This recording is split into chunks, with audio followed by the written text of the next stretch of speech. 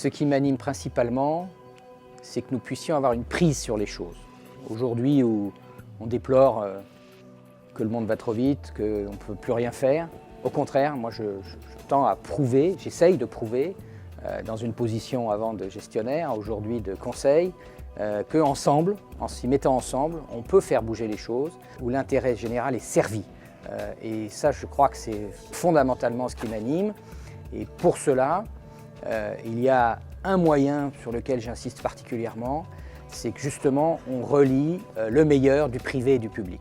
Aujourd'hui en France, plus qu'ailleurs, le secteur public et le secteur privé sont deux mondes que beaucoup présentent comme complètement différents. Dans le secteur public, on met plus l'accent peut-être sur le processus, sur la norme, le respect de la norme, peut-être un peu moins sur l'individu. Dans le privé, on va mettre l'accent sur la performance individuelle. Notre société française en particulier est marquée par cette césure, je dirais même quelquefois ce divorce entre le privé et le public. Et je crois que c'est un de ces défauts fondamentaux. Et au contraire, il faut essayer à chaque fois de marier au sens le plus fort du terme, le public et le privé, c'est-à-dire de prendre le meilleur dans chacun.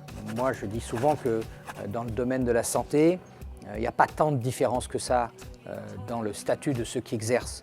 Entre un médecin généraliste, dont on dit qu'il est un libéral, et un médecin hospitalier, finalement, ils font fondamentalement le même métier. Ils exercent dans un cadre différent, mais ils font fondamentalement le même métier.